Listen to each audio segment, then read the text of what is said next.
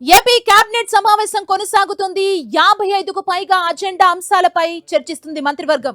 స్థానిక సంస్థల్లో బీసీలకు 34% రిజర్వేషన్ కల్పిస్తామని ఎన్నికల్లో ఇచ్చిన హామీలపై ముందుకెళ్లే అంశంపై చర్చిస్తోంది. అమరావతిలో రైల్వే లైన్ కోసం ల్యాండ్ పూలింగ్ పై నిర్ణయం తీసుకోనుంది. ఇంధన రంగంలో హైబ్రిడ్, సోలార్ ప్రాజెక్టుల ఏర్పాటుపై చర్చిస్తోంది. ప్రైవేటు యూనివర్సిటీల ఏర్పాటు బిల్లుపైన కేబినెట్ లో చర్చ జరగనుంది. పెట్టుబడుల ప్రోత్సాహక మండలిలో తీసుకున్న నిర్ణయాలకు కేబినెట్ ఆమోదం తెలపనుంది.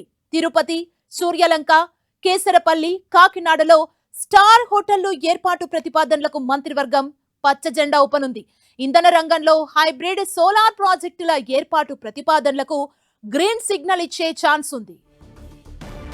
ఇదే అంశానికి సంబంధించి మరింత సమాచారం మా ప్రతినిధి రవిచంద్ మనకు అందిస్తారు. రవిచంద్, ఇప్పుడే కేబినెట్ సమావేశం ఒక అరగంట నుంచి ప్రారంభమైంది. స్థానిక సంస్థల ఎన్నికల్లో బీసీ రిజర్వేషన్లు అమలే ప్రధాన ఎజెండాగా ముఖ్యమంత్రి చంద్రబాబు అధ్యక్షతన ప్రారంభమైంది. సచివాలయం ఫస్ట్ బ్లాక్ లో కేబినెట్ సమావేశం జరుగుతుంది. స్థానిక సంస్థల్లో బీసీలకు 34% రిజర్వేషన్ కల్పిస్తామని ఎన్నికలలో ఇచ్చిన హామీపై ముందుకు వెళ్లాలనే అంశంపై చర్చిస్తున్నారు. దాదాపు 55 ఎజెండా అంశాల గురించి కూడా మంత్రివర్గం ఆమోదం లభించబోతుంది. పెట్టుబడుల ప్రోత్సాహం మండలిలో తీసుకున్న నిర్ణయాల ఆమోదం తెలుపుతున్న మంత్రివర్గం తిరుపతి, సూర్యలంక, ఏదైతే కేసరపల్లి, కాకినాడలో స్టార్ హోటళ్ల ఏర్పాటుకు సంబంధించి మంత్రివర్గం నిర్ణయం తీసుకుపోతుంది. ఇంధన రంగంలో హైబ్రిడ్, సోలార్ ప్రాజెక్టుల ఏర్పాటు ప్రతిపాదన ఆమోదం జరపబోతుంది. అదేవిధంగా మేయర్ ప్రత్యక్ష ఎన్నికలకు చట్ట సవరణ ప్రతిపాదనపై కేబినెట్ నిర్ణయం తీసుకుపోతుంది. అమరావతి రైల్వే లైన్ కోసం ల్యాండ్ పూలింగ్ పై నిర్ణయం తీసుకున్న మంత్రివర్గం. అదేవిధంగా చూసుకుంటే HAM మోడల్లో 7,469 కోట్లతో రోడ్లు, పార్కులు అభివృద్ధి ప్రతిపాదనలకు గ్రీన్ సిగ్నల్ ఇవ్వబోతుంది. 10,060 పోస్టుల జాబ్ క్యాలెండర్ ప్రకటనపై నిర్ణయం తీసుకున్న కేబినెట్ బీసీలకు సంబంధించి విద్యార్థులకు IIT, JEE, నీట్ కోచింగ్ సెంటర్లకు ప్రభుత్వం గ్రీన్ సిగ్నల్ ఇవ్వనుంది. ప్రైవేట్ యూనివర్సిటీల ఏర్పాటు బిల్లుపై కేబినెట్ నిర్ణయం తీసుకోబోతుంది. ఉన్నత విద్యా ఫీజుల నిర్ణయాన్ని కొత్త కమిషన్ బిల్లుకు ప్రతిపాదనలపై చర్చించి నిర్ణయం తీసుకున్న కేబినెట్. అదేవిధంగా HRA పెంపుపై కేబినెట్ లో చర్చ జరగబోతుంది. అవయవ మార్పిడికి సంబంధించి ఏపీ ట్రాన్స్ప్లాంటేషన్ బిల్లుపై నిర్ణయం తీసుకునుంది. HNSS ఫేజ్ 2 నీటి ప్రాజెక్టులపై కేబినెట్ లో చర్చ జరగబోతుంది. ఈ రోజు అనారోగ్య కారణాలతో డిప్యూటీ సీఎం పవన్ కళ్యాణ్ హాజరు కాలేదు. మండలి BSc సమావేశం లో పాల్గొంటున్న ప్రయావుల కేసు అసెంబ్లీ ప్రాంగణంలోనే ఉండడం జరిగింది. అదేవిధంగా సత్యకుమార్ బీజేపీ జాతీయ అధ్యక్షుడి పర్యటన నేపథ్యంలో ఆయన వైజాగ్ పర్యటనలో సత్యకుమార్ ఉన్నారు. కాబట్టి వీరు ముగ్గురు హాజరు కాలేదు ప్రస్తుతానికి.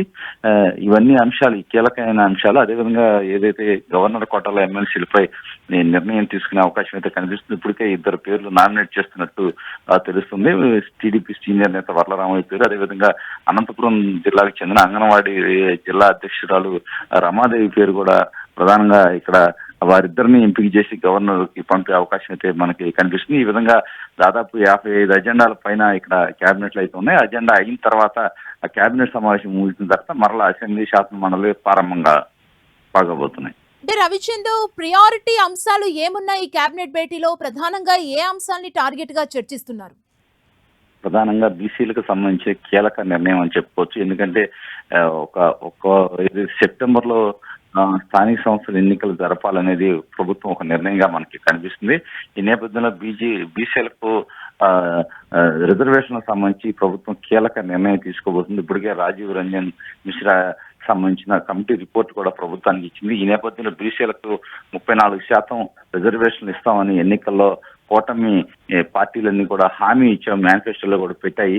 ఈ నేపథ్యంలో ఈ చట్ట ప్రకారం కొంత ఇబ్బందికర పరిస్థితులు ఉన్న నేపథ్యంలో వాటిని ఏదో విధంగా దాన్ని చట్టంలో తీసుకొచ్చి రిజర్వేషన్లు కల్పించాలనేది ప్రభుత్వ నిర్ణయం. దానికి సంబంధించి కూడా కీలక చర్చలు అయితే జరిపాయి. ఈ రోజు కేబినెట్ లో కూడా దానికి సంబంధించి ఒక నిర్ణయం ఇస్తున్నారు. అంటే జీవో ఇస్తారా లేదా అసెంబ్లీలో చేయాలనేది ఒక కేబినెట్ లో ఒక నిర్ణయం తీసుకోబోతున్నారు.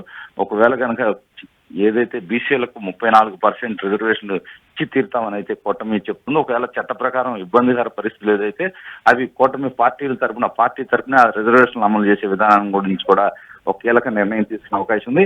ఏది ఏమైనా ప్రభుత్వం అయితే ముందుగా చట్టం కానీ అదేవిధంగా జీవో కానీ ఇచ్చే అవకాశం అయితే మనకు కనిపిస్తుంది. దానిపైన కీలకమైన చర్చ జరిగే అవకాశం ఉంది. మిగిలినవన్నీ కూడా ఏదైతే SIPలో ఆమోదాలు అదేవిధంగా అమరావతి డెవలప్మెంట్ కు సంబంధించిన కొన్ని అంశాల గురించి కూడా నిర్ణయం తీసుకునే అవకాశం ఉంది. Okay, thank you Ravichand.